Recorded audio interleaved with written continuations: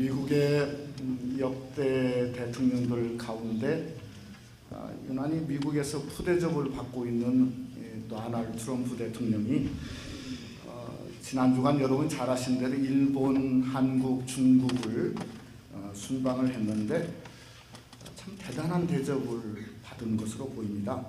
중국은 소위 포비든 시드라고 하는 자금성을 통째로 내줘서 황제 예우를 했다 하는 소식을 듣고 있죠.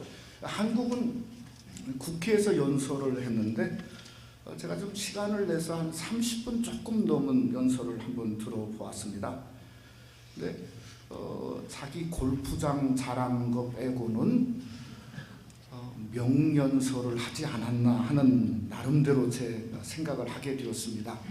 왜 제가 이걸 듣게 되었냐면 미국이란 나라에서 한국을 어떻게 생각하고 있는가 하는 걸 참 들어볼 기회가 없지 않습니까? 그래서 미국 정부가 이 우리 조국을 어떻게 보고 있는가, 왜 이게 좀 필요하냐면 사실은 우리 한국은 이 공산주의에 대한 불감증을 가진 나라, 백성도 국회의원도 마찬가지예요. 근데 대통령이 분명한 어조로 말했죠. 북한은 낙원이 아니라 지옥이다.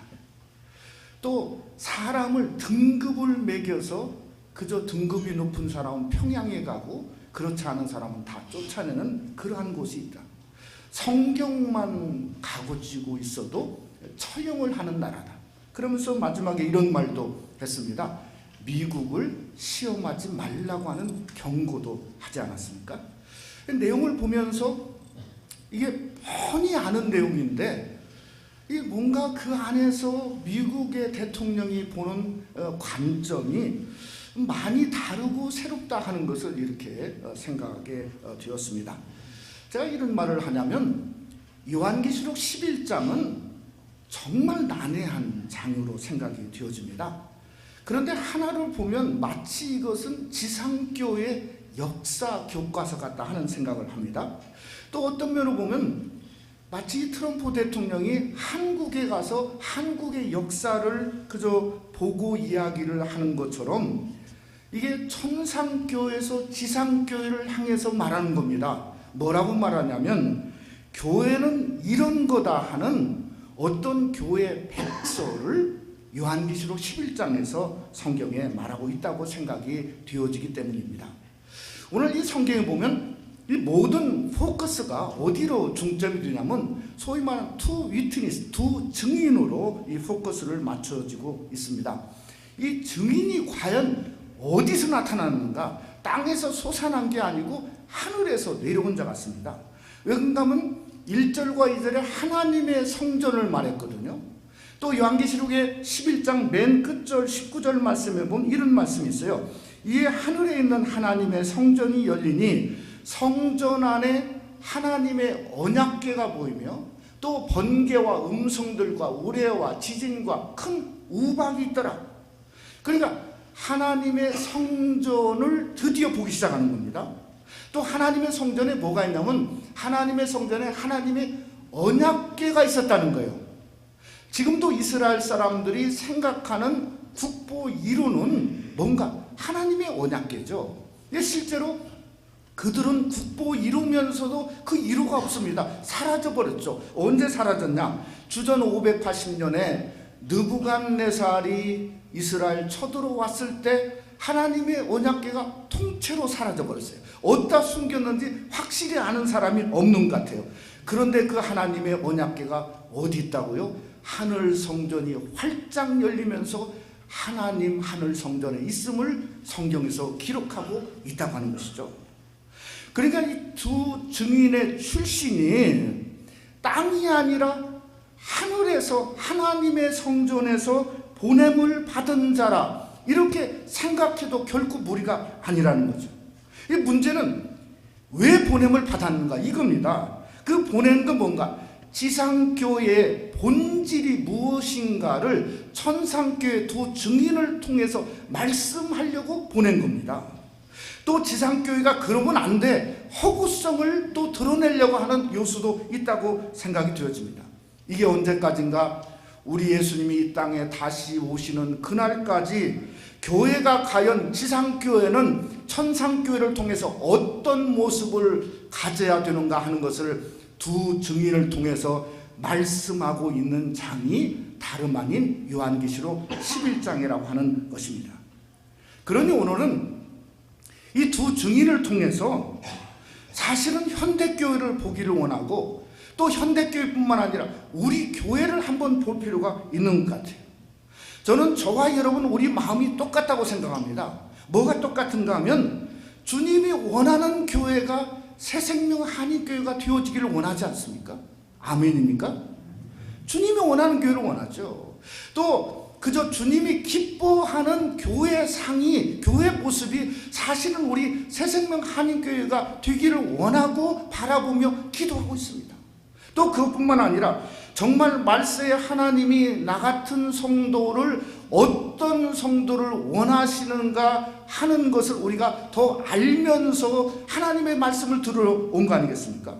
그래 저와 여러분이 오늘 말씀을 상고하면서 정말 우리 새생명 한인교회가 주님이 기뻐하시는 교회요, 교회 모습이 어떤 모습이 되어야 되고 내가 성도는 어떠한 모양의 모습을 갖고 신앙생활을 말세에 하는가를 분명히 알고 깨닫고 바로서는 귀한 시간이 되시기를 주님의 이름으로 축원합니다.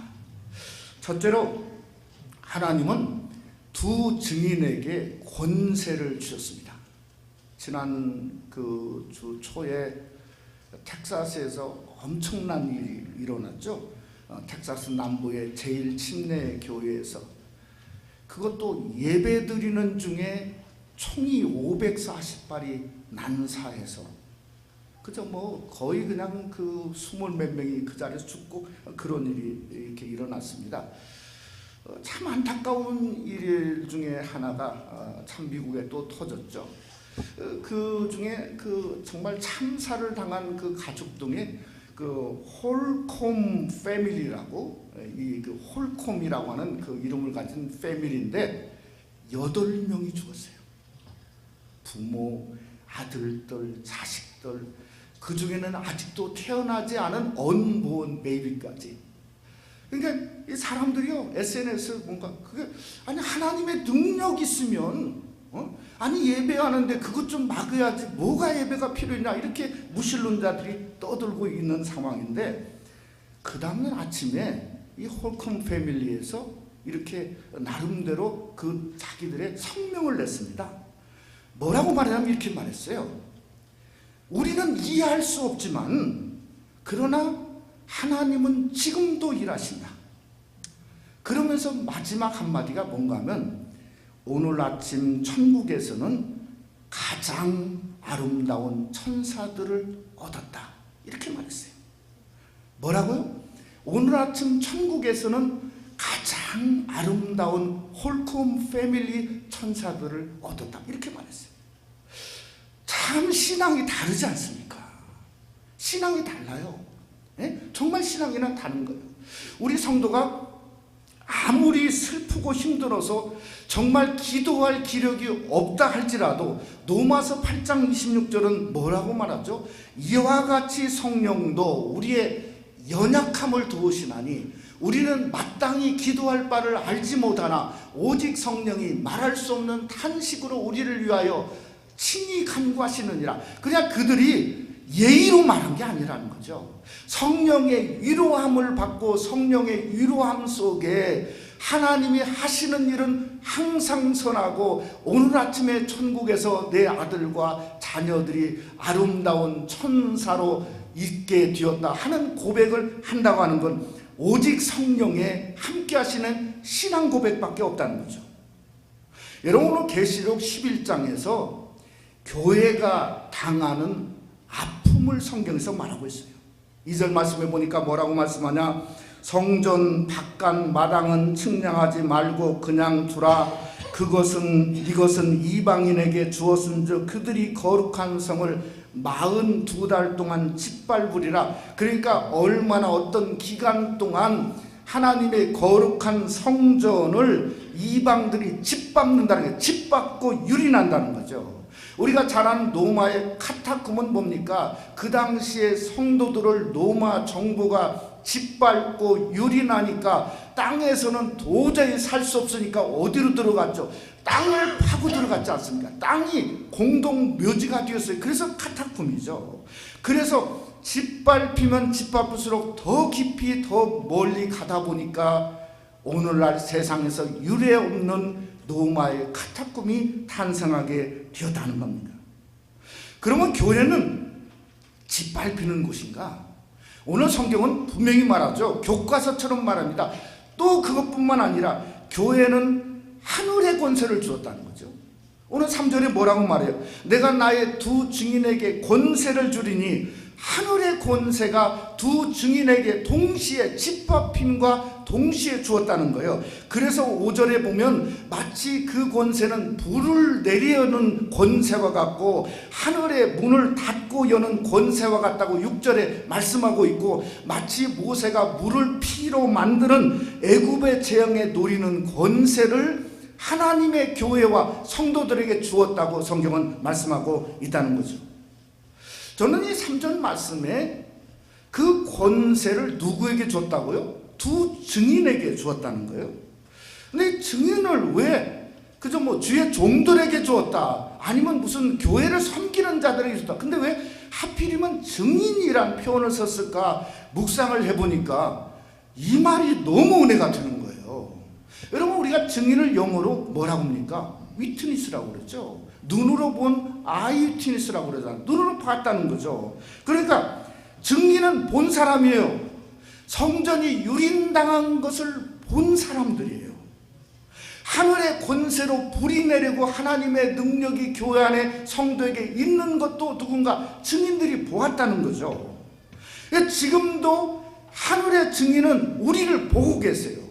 우리가 때로는 어려움을 당해도 예수 그리스도를 붙들고 있는가, 그 증인은 우리를 보기 원하시고, 또 그 증인은 보기 원할 뿐만 아니라 하나님의 나라에 가서 천성의 성도들에게 천성에서 간증하고 싶어 합니다. 어떻게 간증하냐? 내가 내려가서 새생명 한인교회 올바 있는 교회를 보았더니 그 성도는, 그 교회는 아름다운 교회다. 왜? 성도들이 어려워도 예수님 붙잡고 살고 예수님을 보배로 살고, 그 다음에 그뿐만 아니라 믿음을 지키고 사는 아름다운 교회라고 하는 증인으로서 간증을 하고 싶어 하는데, 저는 그 간증이 정말 여러분이 되고 우리 교회가 되시기를 주님의 이름으로 축원합니다.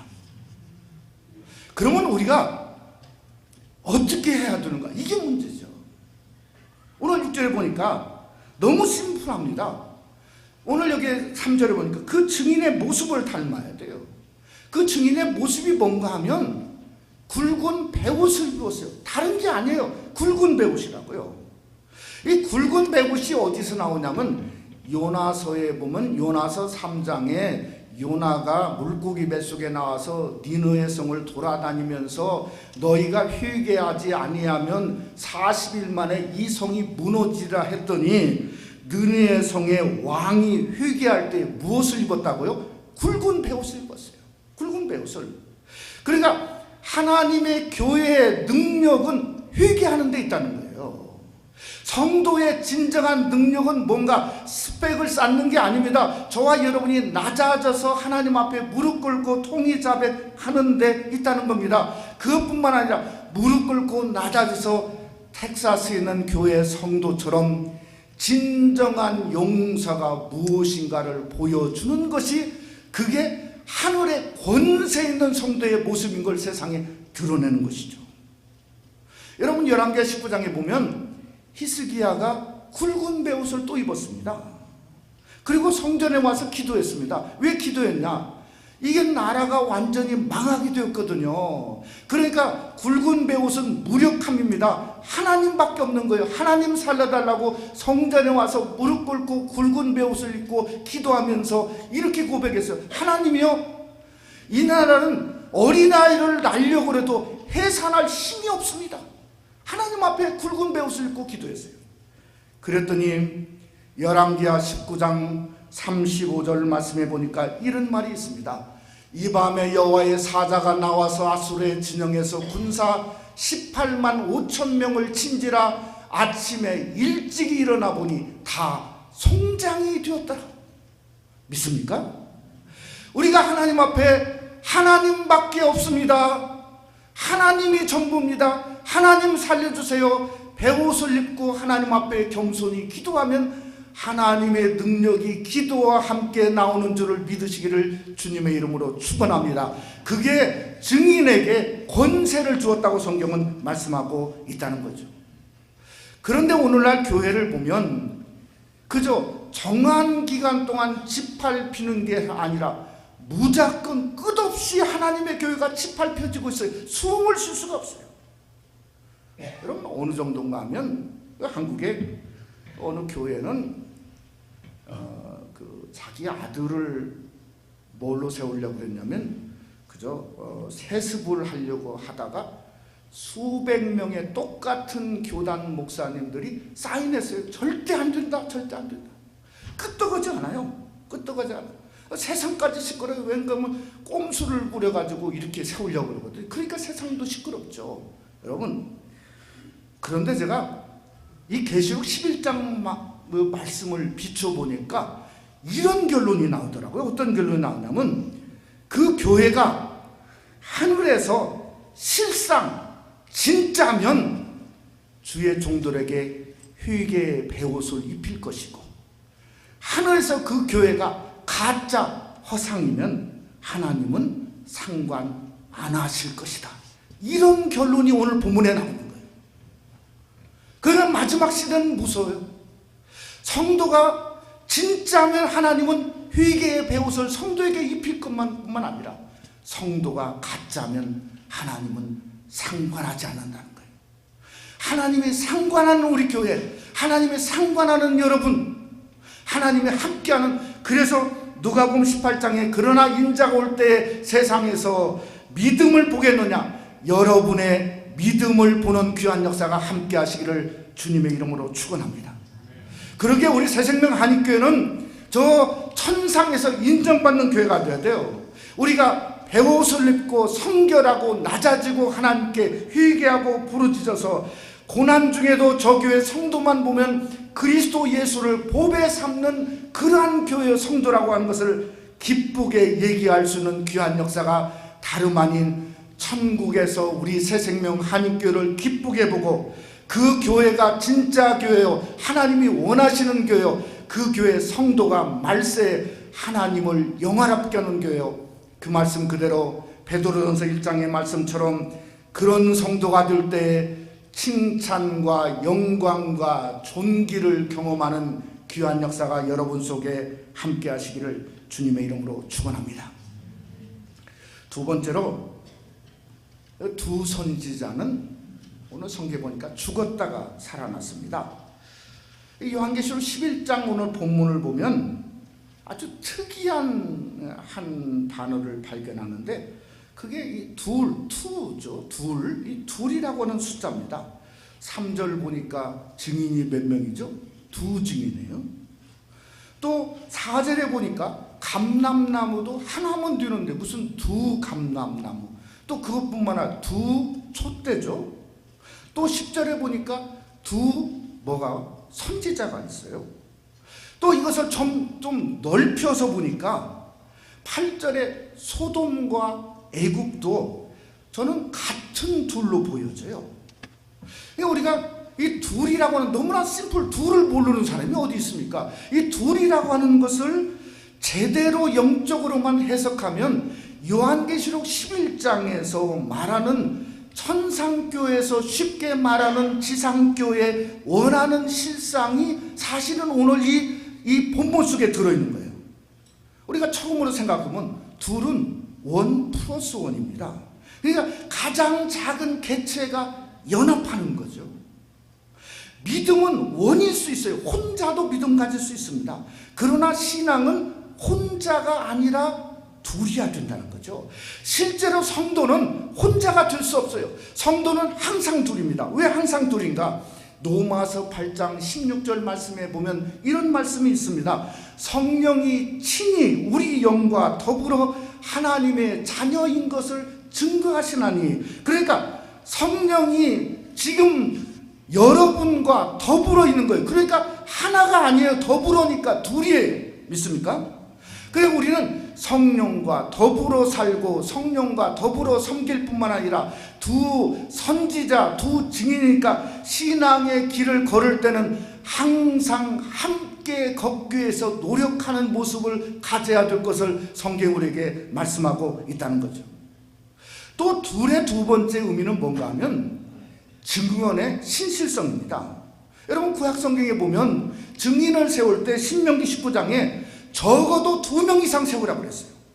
그러니까 적어도 무슨 얘기를 들 때는 적어도 2사람 이상의 얘기를 들어보야 그게 확실한 거죠. 그렇지 않습니까? 그러니까 두 증인은 뭔가 확실히 2사람이 봤다는 거예요. 그 사람이 천성에서 얘기하는 게 확실하다는 거죠. 또 그게 두 선지자로 바꾼 이유도 뭔가 선지자는 말씀을 전하다가 당한 자죠.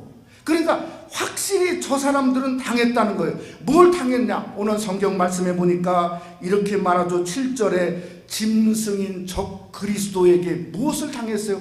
죽임을 당했어요.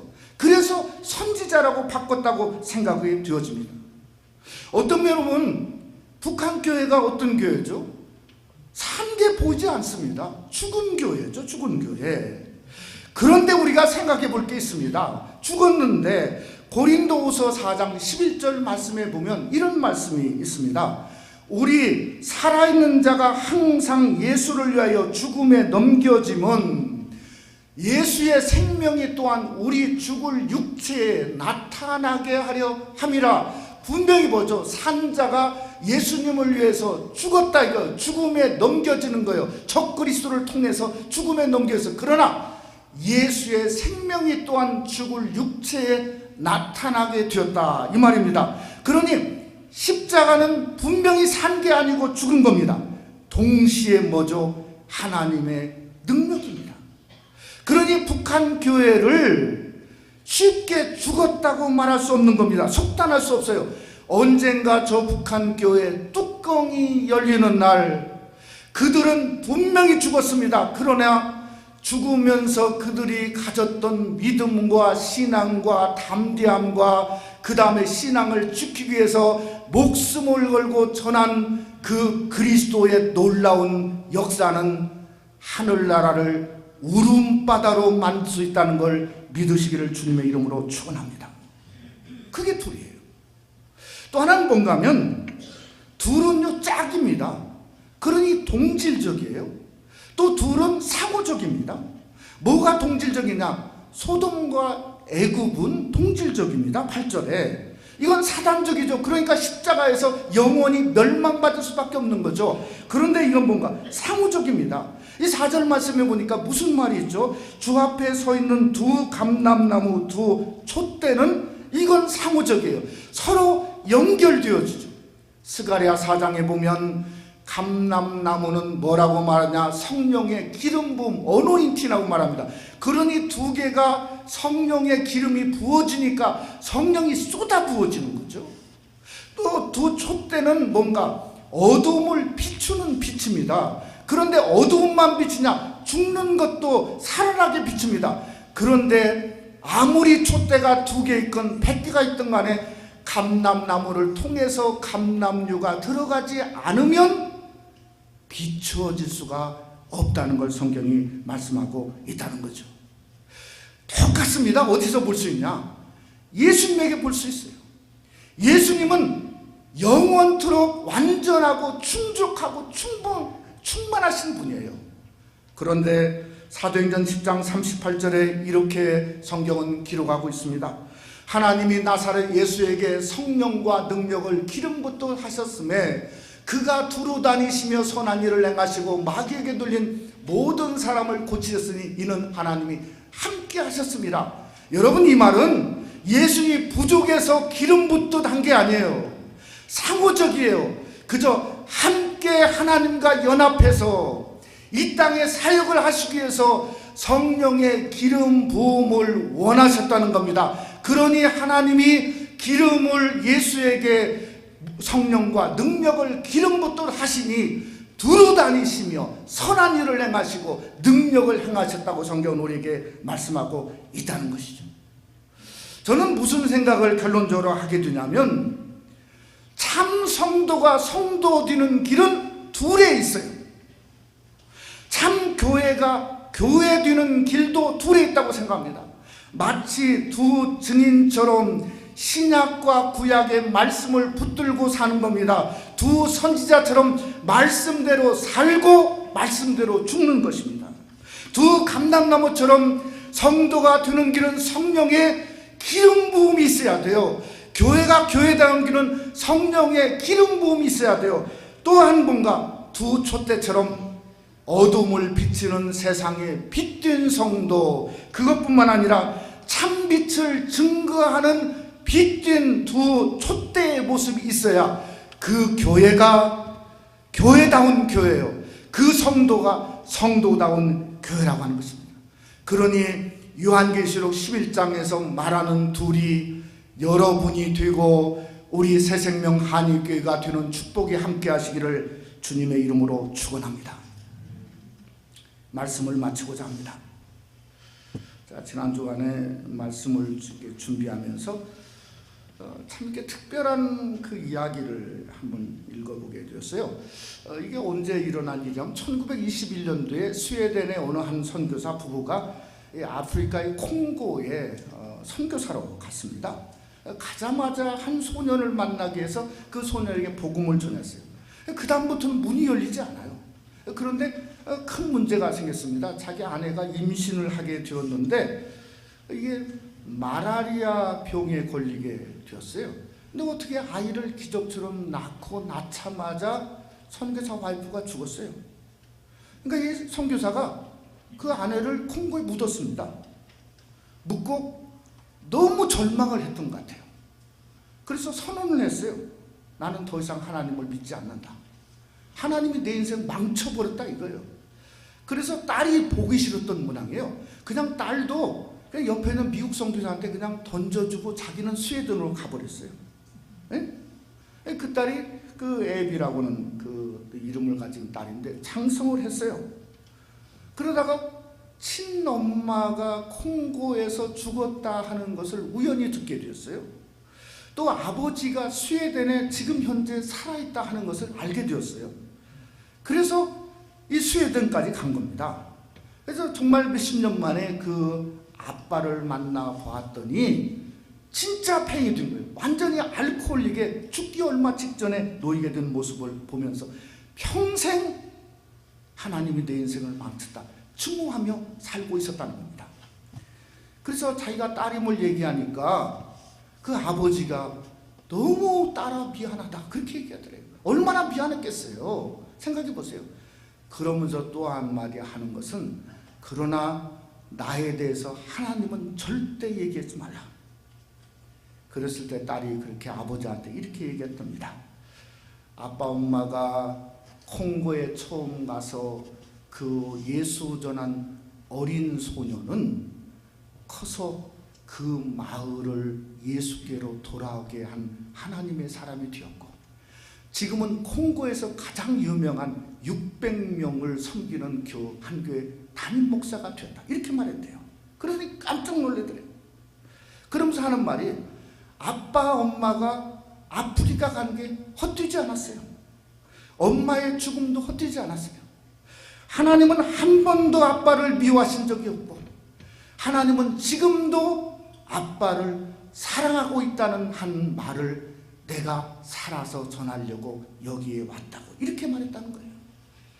그런 일이 있다가 보니까 이분이 마음이 열리고 다시 수십 년 만에 하나님께 돌아오고 하나님의 부르심을 받아서 2주에 죽었다는 얘기를 이렇게 읽어보았습니다. 뭔가 보니까 하나님의 은혜가 인간의 어떤 행위보다 더 크다는 거예요. 어떤 실수보다도 하나님은 은혜가 더 크고 선하시다는 겁니다. 요한계시록 11장에 여기에 나타나는 두 증인, 두 선지자, 두 감람나무, 두 촛대는 뭔가? 선하신 하나님의 표상입니다. 이걸 바라보면서 증거 삼고 증인 삼고 일어나라는 거예요. 지금도 얼마든지 말세도 아무리 죄를 졌어도 다시금 일어날 수 있고 다시금 부르질 수 있고 다시금 선한 길로 돌아올 수 있다고 하는 표상을 말씀하고 있는 거 아닙니까? 우리가 잘 아는 대로 로마서 8장 26절은 말합니다. 우리가 알거니와 하나님을 사랑하는 자 그 뜻대로 부르심을 입은 자들에게는 모든 것이 합력하여 선을 이루느니라. 여러분, 인생은 짧습니다. 우리가 지난 시간에 보았지 않습니까? 작은 두루마리를 통해서 하나님의 은혜를 끝내려고 하는 모습을 보았지 않습니까? 그런데 하나님의 은혜는 너무 크세요. 10장에서 끝을 내려고 하는데 끝을 내지 못하고 11장에 오늘 보니까 문을 닫지 못하시고 확실하게 두 증인을 보여주셨고 두 선지자를 보여주셨고 두 감람나무를 보여주셨고 두 촛대를 보여주신 것은 뭔가? 은혜가 훨씬 크다는 겁니다. 여러분이 생각하는 그 이상의 훨씬 하나님은 크고 선하시다는 겁니다. 그러기에 하나님은 어떤 고백을 하고 어떤 모양을 할지라도 지금도 여러분을 사랑하시고 저를 사랑하시고 지금도 우리 교회가 바로 서기를 원하시고 증인들이 그걸 보면서 천국에서 증언하기를 원하신다고 하는 놀라운 사실이 우리에게 함께 되어서 정말 우리가 주님의 은혜를 입었으면 우리가 날숨도 주님의 은혜를 드러내는 들숨과 날숨이 같은 은혜가 되어지는 축복에 함께 하시기를 주님의 이름으로 축원합니다.